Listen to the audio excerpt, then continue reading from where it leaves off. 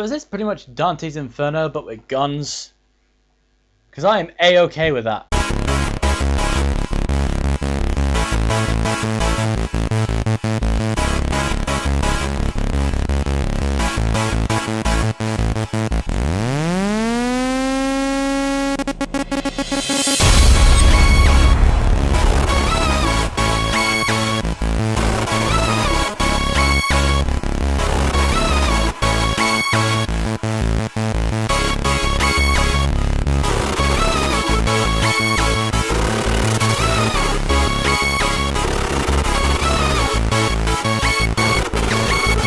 Hello YouTube, I'm Darkest101 and welcome to today's first Double Dip review. And not only that, but the first Double Dip review of Double Dip December.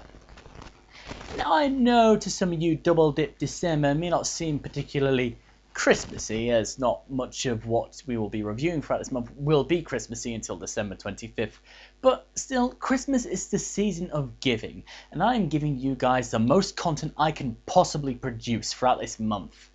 So what better way to start with a game that has absolutely nothing to do with Christmas, but is a heck of a lot of fun. Okay, Steve, I think you've made your point that I am indeed an immature bastard. Tell me a game has a weapon literally called the boner, and look at me, I come running. But damn, was this game worth the review. Shadows of the Damned may be only 2 years old, but in my eyes it's already a fucking classic. It's a perfect blend of horror, action, punk rock and gothic style. This game has a crude yet laughable sense of humour, amazing casting and just kicks ass all around. Let's muscle our way on down to the Castle of Hassel. This is Shadows of the Damned. Okay, this game is a third-person shooter, and Resident Evil eat your heart out, cause this is tank-like controls. Finely tuned movements are definitely not this game's forte. In terms of third-person shooters, this game's controls are fairly standard, but goddamn is it fucking cool looking. Everything about this game looks amazing. The characters, the enemies, the level design, it's brilliant. It looks kind of like The Evil Within. I mean, it really looks like The Evil Within, 3 years before it was even released. The twisted metal, the dark atmosphere, and look at all the fucking bodies! Corpses everywhere! And I mentioned this game's sense of humour. The first gun you get is literally called the boner. I am not kidding. This should just tell you the fun you are in for with this game. There is a sense of logic somewhere in this game, but it's so bizarre and confusing and just batshit insane, it almost doesn't matter. The opening title screen of the game is actually part of the story. Not kidding. To get to the opening title screen, the opening menu, you have to play the tutorial in order to get there. So the main character in this game is the demon hunter, Garcia fucking Hotspur. That's not me just putting a swear in there for the sake of a cheap laugh, that's genuinely his name. Don't believe me? Look at the game, look how many times he announces himself as such. When demons hear the name Garcia fucking Hotspur, they run the other way. Before you die, demon scum, I will carve my name in your flesh. That name is Garcia fucking Hotspur, hunter of demons and slayer of pendejos like you! Wait a second, that voice. When demons hear the name Garcia fucking Hotspur, they run the other way. Stephen Blum? Fuck off, I was only asking! So yeah, Stephen Blum is the voice of Garcia fucking Hotspur, which is interesting because in the animated epic, he was the demon that stole the girl, so the roles are now reversed. Bet Dante is just laughing from purgatory. Anyway, Garcia's girlfriend Paula is stolen by the king of the demons, known as Fleming. Garcia and his demon friend Johnson chase after the two, and this is where I have to say fuck you to the game. This is just a sort of miniature fuck you, however, because pretty much Johnson has the ability to transform into a flaming torch, wide variety of guns for Garcia to use, and a motorbike. Now this is the problem, you don't get to ride the fucking bike. So when I say fuck you to the game in this sense, it's just a small fuck you, like that friendly flip of the bird you do when your friend insults you. Anyway, Garcia begins to make his way through the damned realm of Fleming's rule. fighting off hordes of demons as he gets closer to Fleming's Castle of Hassel. Along the way, Garcia comes across Christopher, a half-demon travelling salesman who's just pretty much the merchant character of this game. And he often comes across Justine, Fleming's demonic opera singer who is often seen dragging Paula behind her. Paula is often seen in the game dying in numerous cruel ways. There's a subplot as to Paula's true identity as the demon myth referred to as the Unbreakable Huntress. Ah, here we are. An artist's rendition of the Unbreakable Huntress. Lots of demon hunters have challenged Fleming over the years, and while some of them were legends like you, Garcia, very few of them were women. Well, that makes sense. It takes a lot of grip strength to hold on to a hunter's manly equipment. Don't be sexist, G. The ladies I've known had more than enough grip strength to hold on to my... Do you want to hear this story or not? Oh, by all means. Once upon a time, there was a proud and beautiful demon huntress, the first woman of her profession. Dressed in red and armed to the teeth, she fought her way to the Lord of the Dead's castle. What arrogance! How dare you challenge me? Bellowed the Lord of the Dead. The last thing I expect is a challenge, the huntress answered. I like her already. Where was I? Ah, yes.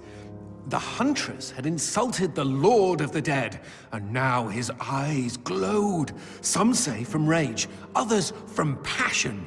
You are bolder than the other hunters, He said. but even a woman's pride can be broken. There was a flash of steel and a spray of red as both the huntress's arms tumbled from her body. She screamed. Tears welled up in her eyes. Never had she known such pain. But she would not be deterred and continued walking toward her adversary. With a devilish grin, the Lord of the Dead lopped off the huntress's legs one at a time. Thwoop! Thwoop! Again she screamed in pain as her torso flopped onto the floor. She could feel his breath as he hovered over her. I could take you right here and now. The fists on her severed arms clenched in resistance. Through her tears, she replied, You might take me, but you will never have me. Another painting. What happened to the huntress? Well, so impressed was the Lord of the Dead that he put her back together and made her his queen. Time and again he killed her, just to take pleasure in her proud refusal to be dead. But they say she's never stopped trying to claw her way back to the world of the living, where she knows she truly belongs. Isn't that a great story? Her courage is what inspired me to seek my own freedom. She sounds like one hell of a woman. There are also some cool references to other famous movies. In fact, there's an entire section of the game called As Evil as Dead, and it's exactly what you'd think it is. The only thing that's missing from this section of the game is for Garcia to go Truly. For all its promise, however, Shadow of the Damned just delivers a shallow, single-note, typical save the girl situational story. However, the amazing level design and just out incredible visuals has somehow managed to take away from what would have been a regular and just repetitive story. The real story and the real meat and backbone to this game is the backstory behind the bosses. There are several storybooks hidden around the game that give the origins of each boss before their final fight, which often include their gruesome deaths of mutilation. Like George, a man famous for his skills with the harmonica, and his only prize was to be fed. It was never fulfilled, eventually eating his harmonica and himself to satisfy his constant hunger. Or perhaps the Stinky Crow, a young boy who made a suit of feathers in an attempt to fly, and ended up dying as a result of trying. Other stories include the Sisters Grimm, 3 young women who each fell down a well and died in the prime of their youth before being turned into Fleming's Reapers. And finally, there's the story of Justine, a talented opera singer cursed with her own ugly visage, spending years trying to trade her voice for her beauty. The twisted, gruesome thought process that went into creating the backstories for these demon boss fights, I don't want to think about, cause it turned out some fucked up shit. Speaking of fucked up shit, there are a handful of chase sections in the game where a crazed Paula chases after Garcia, screaming and hollering, where if she catches up with him, it's an instant death. For the unprepared, these little sequences can actually be considered quite terrifying. The game does boast some genuinely horrific moments, like those chase scenes I just mentioned. It introduces early on the concept of darkness, a reflection of the normal underworld, where the demons are invincible and you have only a few moments before the darkness strips the flesh from your bones, where you can find yourself suddenly trapped without anywhere to shed light to save yourself. It can actually cause panic, especially when half the boss fights actually force you into darkness just to defeat him. And some of these bosses are actually quite challenging, and if they aren't challenging, they're creepy as all fuck. Like the first boss against George in the Cannibal Market, where he chases you through the narrow and twisted streets, simply trying to eat you. It's heavy stuff, I can tell you. Shadows of the Damned at first appears brash and crude, but you discover very quickly this game has a deep understanding of horror. It knows what makes us scared. Eventually, Garcia and Johnson reach Fleming at his castle of Hassel and fight the King of the Demons in a boss battle that combines everything that the player has learned throughout the game so far in an epic final showdown, forcing the player to use all their skills, all their weapons and all their wit to finally kill Fleming.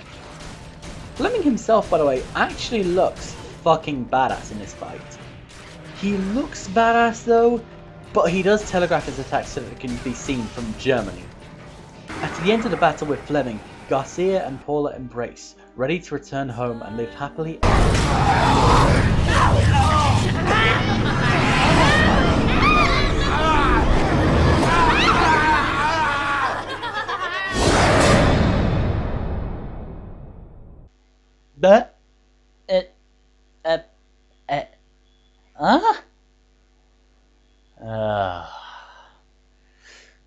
God damn it, game. Can't believe you got me with that.